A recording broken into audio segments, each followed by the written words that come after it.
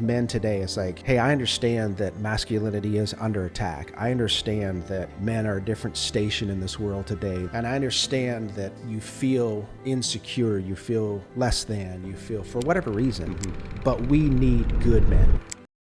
No matter what you've faced in your life, no matter what you've gone through, the regrets you may have for missed opportunities, those don't disqualify you. Rather, they uniquely qualify you. They uniquely qualify you because you can impart wisdom. You can impart lessons learned. You can speak into the lives of those following behind. We need you. The world needs you to step up and have vision again. Use your imagination. What can my life look like? Welcome to Next Third, Best Third. Welcome to another episode of Next Third, Best Third. I'm David Fenwick. I'm the founder, and I'm so excited to have a good friend of mine, David Dorman, joining me today. Welcome, David. Hey, thank you for having me. Very great to have you. Tell us a little bit about yourself. Well, my wife and I, we have our own business. It's an online coaching business that we've been doing for about 5 years now. And it's in the coaching in relationship space. So it's called Last Year Single. And we've helped over 700 individuals get engaged and are married in the last 42 months. That's amazing. Yeah. My wife developed a protocol after years and years of ministry, decades of ministry, called the Heart Work. And it's an inner healing protocol that we use as a foundation for the teaching and instruction to help people really just, in a sense, get out of their own way with regard to finding their spirit mate. Okay. Yeah. So Heart Work, so you're really going in and trying to help them uncover areas of their life or work through pain and exactly. Any memory, any thought, any situation where there's any kind of pain, sadness, anger, all the feelings. Yeah. It's an indicator that there's trauma. And we don't belabor trying to go back and trying to, live in the past, right. But we help individuals go back, deal with the trauma, get healing. It's like there's a phrase we use is that it's revealing for healing. Okay. And when people deal with some of the things that they know that's there, maybe even some of the things that they don't even know are there, they get some revelation, they get some breakthrough. And when we first started doing this, people were just getting the next step. They were getting breakthrough in a family relationship, in a job situation, in a financial thing. They were getting breakthrough in their health, and one of the things that they were doing was they were finding love after, so many years of either having had love before or never having a significant relationship. And that was where we felt like, that's a real specific need that people have, is to help them get into finding the love of their life. And so that's why we started our program that we do now called Last Year Single. Last Year Single. Yeah. I would imagine, well, I know even in my own life that going into a relationship, if you have, let's call it unfinished business, from your past, you bring that in. Yeah. And you're just going to, a lot of times, just repeat mistakes, right? You're going to repeat the pattern. So. Yeah, exactly. And it's just like, one of the biggest things, especially I've been through divorce. My wife was married before as well. We met on the very tail end of that whole experience and our whole vocational ministry, religious experience. And, we learned a lot of things, but it wasn't until later through our marriage that we learned, just walking out these steps ourselves, to ask ourselves, what did we learn from the past? Right. And now try to help us going forward, blending our family and learning to love each other as well better. Right. So. And this is so applicable no matter what age, right? So, Right. Every age. So this is applicable no matter what age you're at, right? Right. Absolutely. And we have people in our program all the way from very, very young, traditional marrying age, all the way up to well into their 70s and 80s even. Wow. Well, I know myself, my story 6 years ago, I went through an unforeseen divorce. I didn't expect it and everything. Right. And once you start going through the grief, I went through the grieving period for a while. And then all of a sudden I started going into that introspective and saying, okay, what could I have done differently? Right. Where could I have been at fault? What changes do I need to make? And going through that, I didn't go through it with anybody. It was just me kind of going through it, deep diving. But it really was revealing. I have to be honest. It's like going, I'm such a different man today than I was 6 years ago. Yeah. Just because I did some deep dive into myself. Yeah, that's a good thing. Yeah. It's a beautiful thing. Yeah. So we were talking earlier, and you were bringing up something that I just thought was fascinating. And as you're working with these men in particular, and you're talking to me about boundaries, right? Yeah. And like I say, you caught my attention. I couldn't wait to start talking about it with you. But talk to me a little bit about what you're discovering about boundaries and how you're communicating and teaching this to the guys. So in the course of our program, sort of a phase 2 part of the relational development and the help, the coaching that we're doing, we do a section on boundaries. And a large part of it is from the traditional teaching out there, boundaries pioneered especially by individuals like Dr. Henry Cloud. Yep. And so we do a large application of that teaching in relationships. But one of the things that came to mind to me with regard to men specifically in the area of boundaries is likening it to a plot of land or a space. Now, it's different for every guy. Every guy, some guys, their capacity is, 900 square foot apartment. That's like more than enough. I have 2 acres of land, and I'm a city boy, and 2 acres is way too much for me, and I don't even know what to do with it, and I struggle with that. Right. But some other guy would look at my 2 acres and 100 acres, and they'd be like, that's no big deal. I could do that in an afternoon. Right. But the point is I want to challenge every man to consider that they've been given a plot. They've been given a space. They've been given something, this value. And the question is what are you going to do with it? Mm-hmm. And the easiest thing I think to visualize is like a piece of land. Right. And take what you think is what you would be able to handle and just go one step further, whatever that is, and envision that and go, you've been given this. It's not anybody else's, it's yours. And you can do whatever you want with it. Yeah. And the question is what are you going to do with it?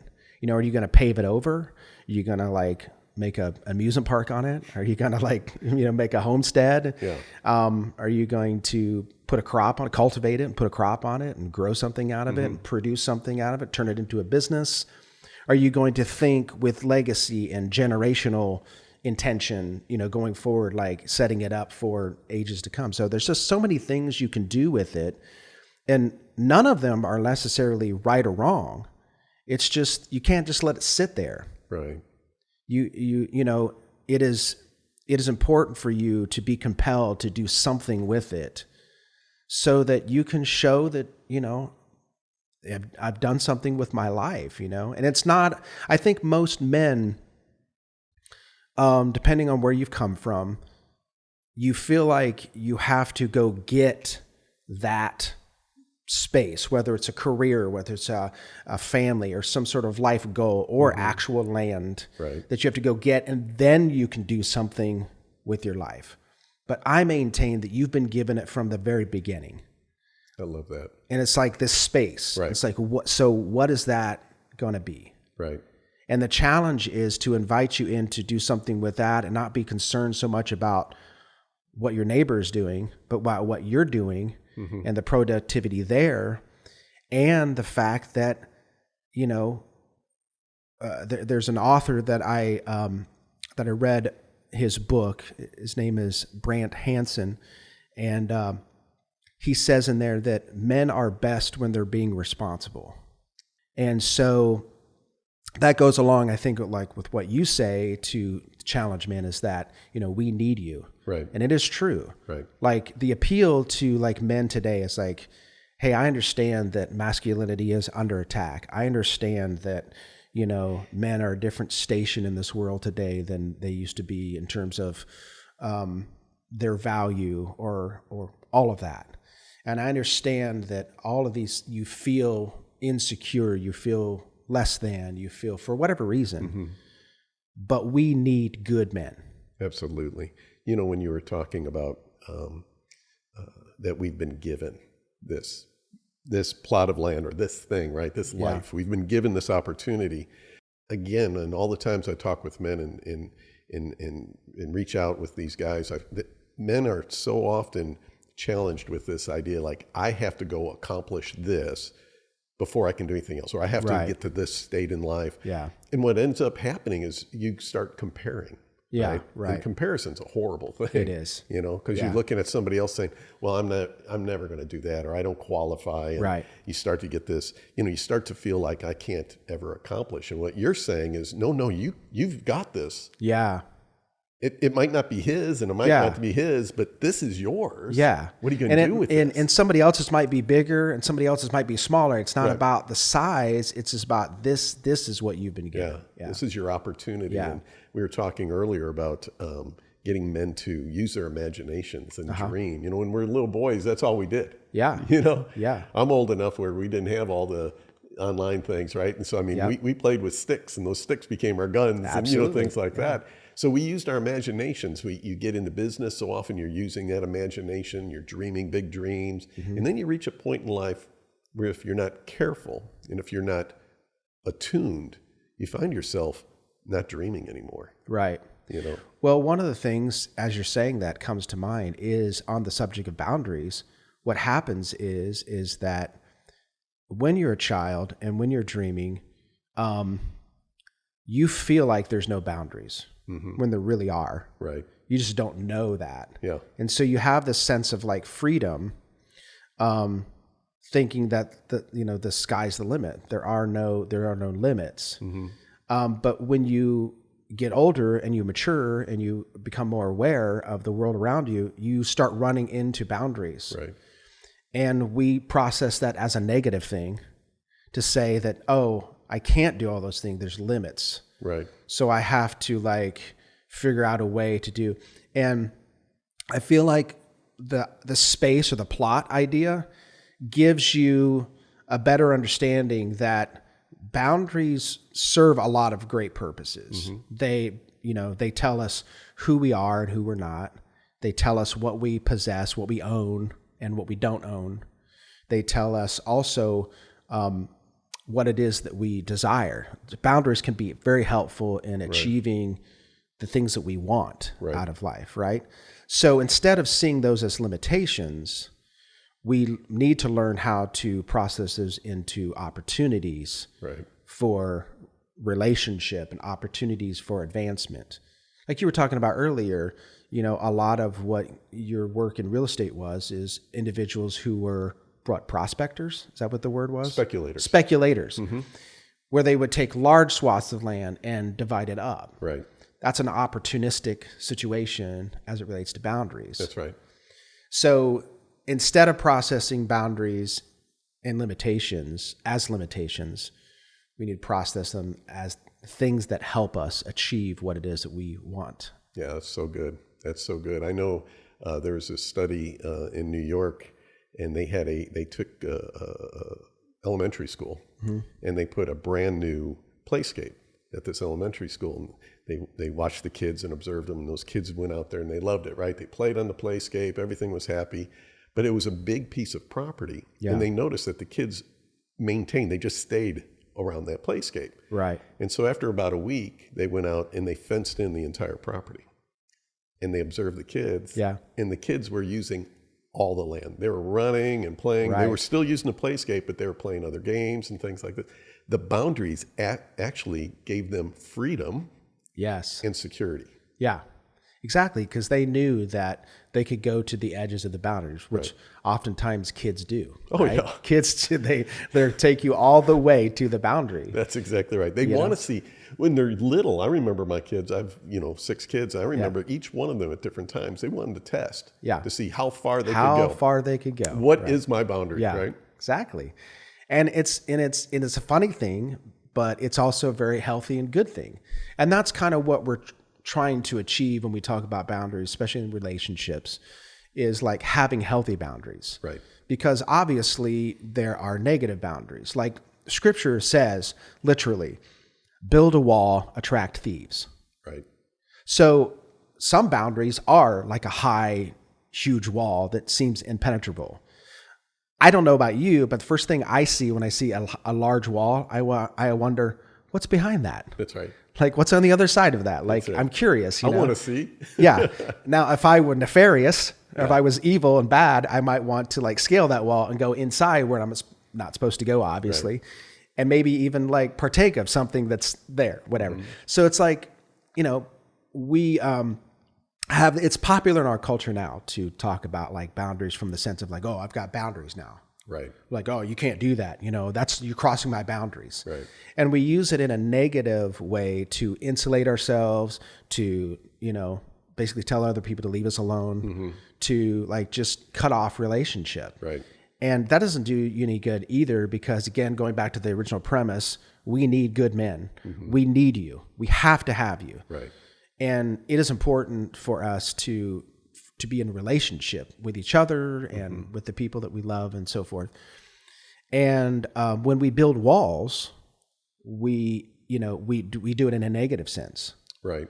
you know. As you were speaking, I was thinking about, the term healthy boundaries as far as, and that's real popular right now. And people saying, well, I'm just setting up some healthy boundaries. And all that is pushing people away, so that I can be isolated, not bothered, that kind of a thing. I feel like so often boundaries come across as a real negative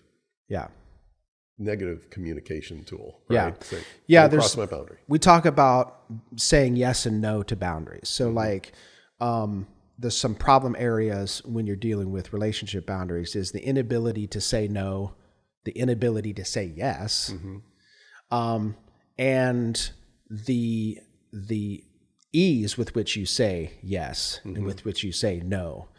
And it's what you're saying yes and no to that makes the difference as far as whether that's a healthy boundary or whether it's building walls again. Right.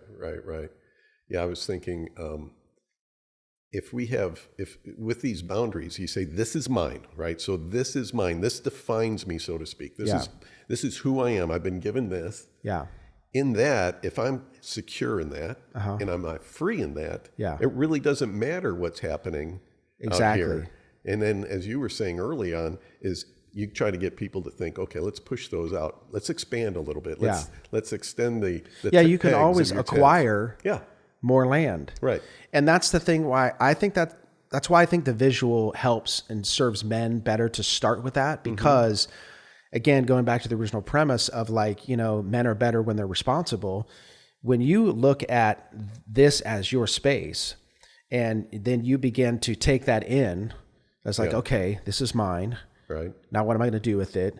You're just stepping into a level of responsibility, like you're taking ownership of. Right. When men and all men are starting to take ownership of their space, our world, our society, our culture gets better because we're all tending our own situation. We're all being productive with. We're all enhancing the productivity. What did you say about the land with real estate with regard to its highest and best use? Highest and best use. That's right.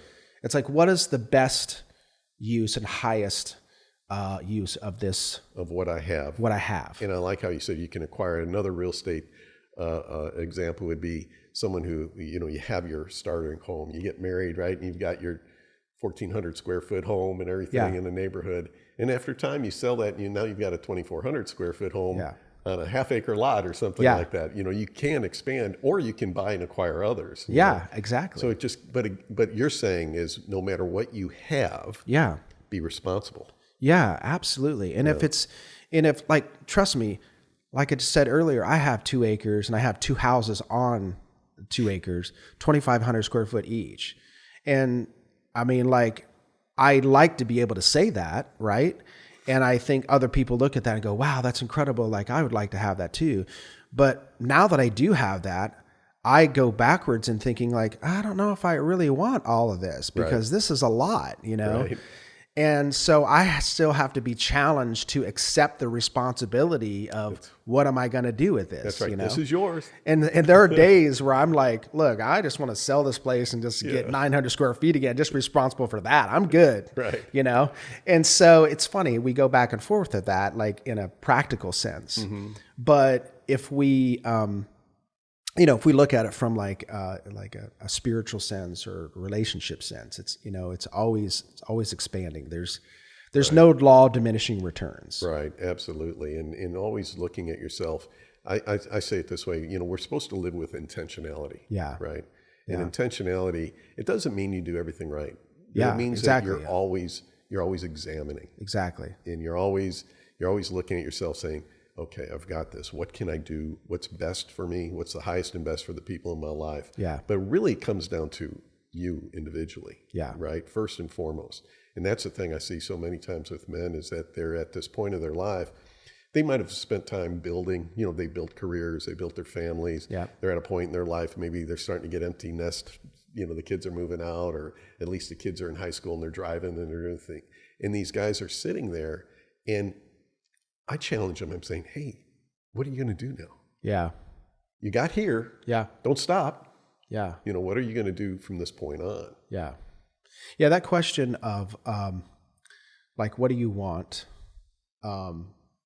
Very akin to that, because you have to ask yourself that question oftentimes in life and really get to the answer to that.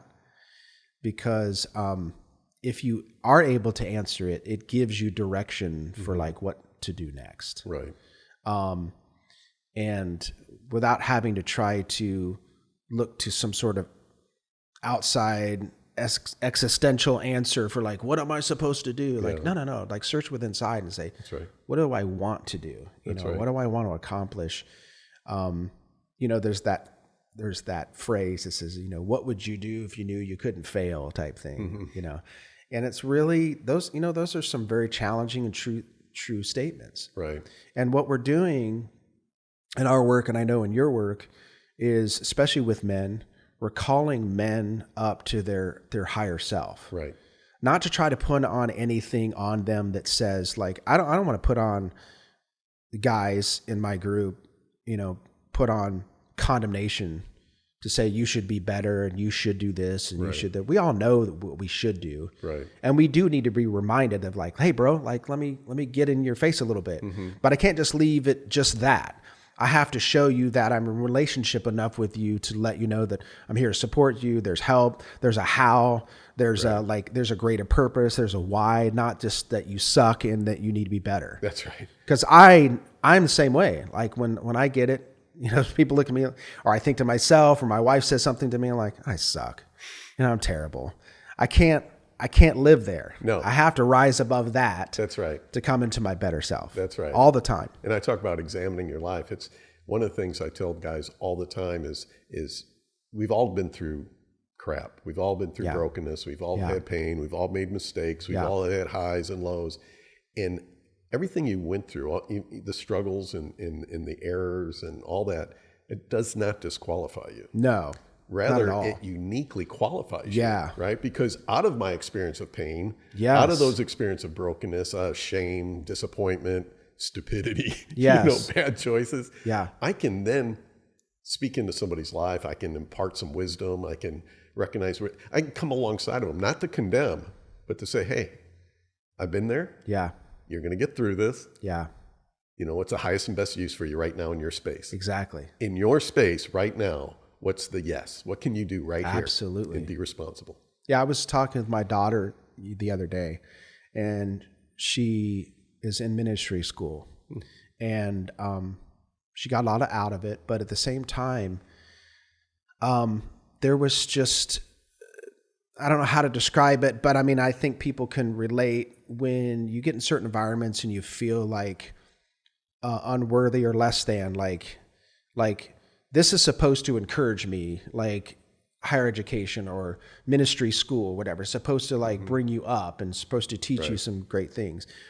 But when that doesn't work and you're left wondering more of like, what's wrong with me? Right. Because everything that you're being told or preached to or inspired by makes you feel like you can't achieve it. That's right. Or you can't do it, or you're not doing it, then you internalize that as like something's wrong with me. That's right. And I was just like, nothing is wrong with you. Actually, everything is right with you, because that's actually the human experience. Like, and then I just started recounting all of the things that I had in my life that I went through, that I remember feeling that way in my life. Like, oh, there's something wrong with me. I'm not like everybody else, whatever. We always internalize it so personal. But then I told her, I said, one day my give a damn like broke. Yeah. And I didn't care anymore. Right. And it's like, that's a really healthy place to get. Not to the point of like where you're just don't care and you're cast off restraint and you're going to go to do, destructive things with your life. Right. But to the point of like, I'm just over myself. That's right. And so now I feel like I can just be productive because I can concentrate on, like you say, what's in front of me? What can I say yes to? What can I be useful for? Right. Instead of trying to achieve things for myself, I'm trying to like say yes to responsibility and step into a purpose that then ultimately achieves everything that you've been desiring all along. Yes, right. And more so. Yeah. Because you discover. Yeah. Right. You discover. Freedom, wealth, Right. Status, all that. Right. Yeah. It's interesting because when we work so often, when we're driving ourselves and we're trying to perform, live up to some standard, what we're really doing is we're trying to define ourselves through outside lenses. Yeah.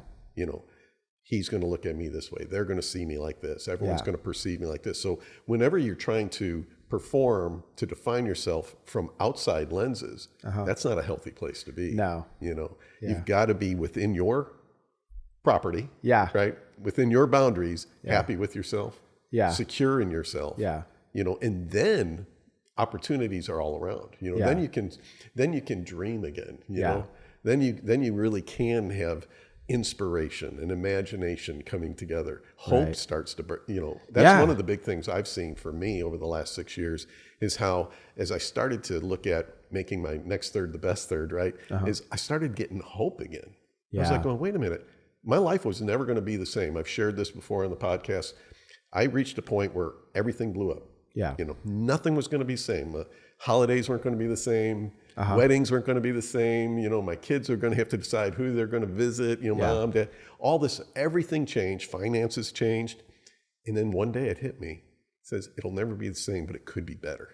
Yeah. Hope was birthed inside of me. And that hope was because I started getting comfortable, and I never saw it this way, but in my plot of land. Yeah. I started getting comfortable with myself again. Yeah. And then it's like going, okay, I don't have to be David Dorman. I don't have to be somebody else. And I certainly don't need to care what they think about me anymore. And when you said you give a damn broke, I remember when mine did, and it was the best thing in the world because I used to be a people pleaser. I wanted to look the way you wanted me to look. Yeah. That was a horrible way to live. Yeah. It's very difficult. Because it don't work. It's funny how when you get down on yourself, because a little bit further back when you were saying, made me think of this, is when you get down on yourself, and you are hopeless, it's still funny to me that there's still things inside of you that you want. Yeah. And you're like, wait a minute, I'm hopeless. I'm just like, if you're just like, worthless to yourself and anybody else, like, how could you have anything desire on the inside of you? But it's still there. It's still there. And if you can, and so if you can tap into that and go back to that, like, what do I want question? Yeah. It can inspire that hope again in you. But what I love about boundaries then, I love your concept in the illustration of a piece of land. Yeah. Right. If you can go back and say, okay, I'm in this secure piece of land. This is where I am. Yeah. There you can have the safety to hope. Yeah. You know what I'm saying? Right. Because if you're out there and there's no boundaries and you're being beat up and you don't know who you are and you're being defined by everything else, you're not going to hope, because once that hope arises, you're just going to be smashed down again. You're going to be broken again and wounded again. And who wants that? Yeah, right. Exactly. Yeah, it's that whole romantic wanderer, like a guy out there in the wilderness, just, completely free. I mean, that's like not reality. It's not real, and it's not healthy. No, it's It's not. not healthy. Those at usually all. are very, very broken men, very relationally torn up. All so things. much, we've talked about this before, but masculinity so much in America was that solo wanderer, that individual, riding in on the horse, and and you can't see his eyes because the cap's down, and this kind of thing. And that is, in when we were talking, well, that's what men are, individuals. Yeah, right. Rugged. That's right. And I found that it's just the opposite. Real masculinity is being vulnerable. Yeah. Being accountable, being in service to, right, being intentional to build relationships. I mean, if you're isolated all the time, I'm telling you, if you're isolated all the time, you're really wasting your space of land. Yeah, you're not building on it. Yeah, because people, we need you. That's how we started. We need each other. Yeah, absolutely. And men need men. The world needs men to step up and to really be everything that they can imagine and hope for. That's true. It's true. It's good. This is so good, man. So good. Yeah. So give me some final thoughts that you'd want to leave us with today. We need men. We need good men. We're living in a day and age where I tell a lot of the men who are seemingly good. Like when I went through my divorce, on paper, I looked like the guy who didn't do anything wrong. Right. And my wife left. But after that experience, I learned that there was so much that I had done wrong and failed. Mm-hmm. And I had to accept that and own that, right? As I say often to our guys, that when I went through my divorce, I was the guy who looked good on paper. And, but, after that, processing that, I found out there were so many things that I did wrong, that failed at, and so forth. And we're living in a day and age where I tell the guys, good is like not good enough. Mm-hmm. And that may sound really negative, but it's like, especially guys who are like looking for a relationship and looking for their spirit mate. They're like, I have a job and I don't do drugs, and I don't like gamble, and I sort of like I dealt with my porn addiction, here's whatever. My resume. Like, okay, so there's a lot of things on paper, like, and they think to themselves like, well, what woman wouldn't want that, and I love Jesus and I go to church, whatever, like, cool, but there's so much more to being a responsible, good man, and what is necessary in relationship to make that work, right? So again, I don't want to put on like the whole feeling of like, I can't do it. But so it's more of an invitation, right? For like, look, I need to keep the pressure on to men to say, we need you, we need good men, and we need you to step into your level of responsibility. And I think that giving the boundaries analogy with the plot or the space gives you a sense that you already have something. So do something with it. Right. Like find out your work in life, even if it's the last day of your life, and you've either finally made up your mind what you're going to do with it, or you accomplished it or whatever, you did something with it.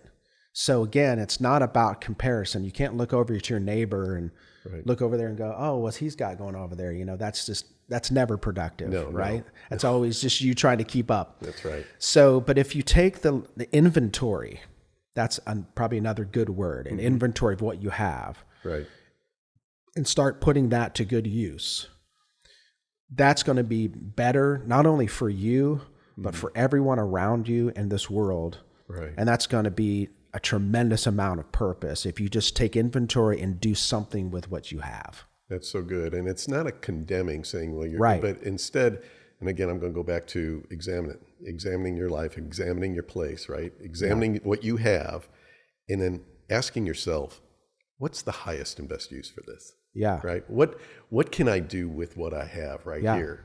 And if you can do that, it's an invitation to keep pressing on, an invitation to keep being intentional. Yeah. Right. And then if you can have men in your life who you're encouraging each other to do the same thing at the same time. I was going to say that's the next thing is also just community. Right. Because it's not just you doing it by yourself, even though this is your space and you're leveling up in your responsibility. But there's also the outward community relational part of it that inspires hope, inspires ideas, inspires other assistance, materials, skill sets that you can either hire in or acquire yourself to bring in to accomplish. Absolutely. I just our relationship, right? Yeah. I mean, we're in a similar space. We're working with men all the time. Right. I don't look at what you're doing and say, I'm not doing that. Yeah. Instead, we glean from each other. We encourage each other. We Yeah. get together, and it's like that iron sharpening iron, and ideas start going. And it's like, man, we start dreaming together, right? Absolutely. But yet, I'm still tending to my space. Yeah, absolutely. That's so good, David. Yeah, it is so good. Well, thanks for being here. This has been so much fun. Yeah, thank you for having me. Yeah, and we're going to continue bringing more content. David and I are going to get together again in the future. If you like what you see, I ask you to click the like button, subscribe, follow us, and we look forward to seeing you next time on Next Third Best Third.